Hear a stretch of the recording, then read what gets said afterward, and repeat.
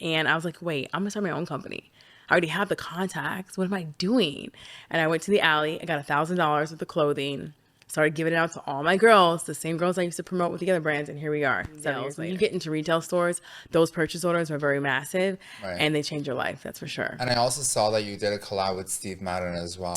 Yes, I did. That was That's the most amazing. iconic thing ever. And he called Nordstrom's and he reached out. And right now, and it's like I saw it come so through, cool. and they were like, "Yeah, Steve Madden wants to meet you," and I was like, So cool.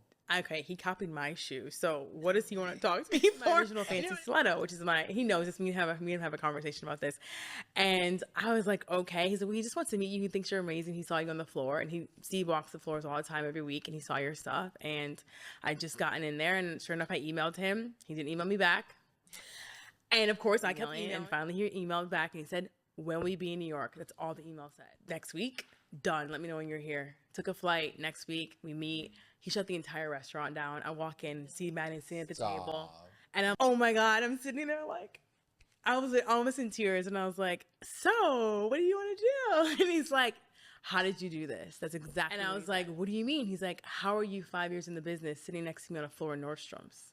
Well, Steve, to be completely honest with you, I love your shoes. I said, but I love Christian Louboutin. I love high-end designers, but let's be real. Girls like me, even when we have money, whatever, boyfriends who buy it, we can't always afford $700 shoes, you know? Mm-hmm. I felt like there was a lane that we needed that was a luxury, high-end, cheaper version of a shoe that's cool and sexy, and I made that. And he's like, you did. Figure out what you want to do. We're doing something. And I was like, oh my God. So the next week I made a whole sketchbook of what I wanted to do. It's not sketchbook, but like a whole plan. And a year later we did it. But it took me continuously following up with him because Steve is like me. He's all over the place. But at the right phone call, the right time, he'll answer the phone. Okay, yeah, meet me here at this time. It's like, that's how it was for a year. And I'll never forget this. I invested $10,000 into a show called Coterie. Coterie is one of the biggest shoe shows in the world, right? So me getting into the game and understanding that, yes, I have retailers. There's also small mom and pop stores that also don't have my product. So that's where you kind of go find them. So I had my booth. I felt all proud. I had my booth. This is 2022. I'm sitting there. I have my whole booth. Oh my God, Jessica Rich.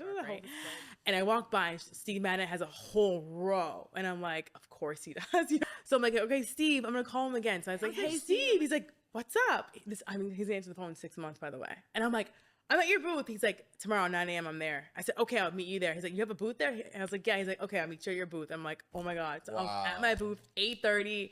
He comes over. He's like, oh, impressive. Looks really good. He's like, okay, I'm ready to do this with you.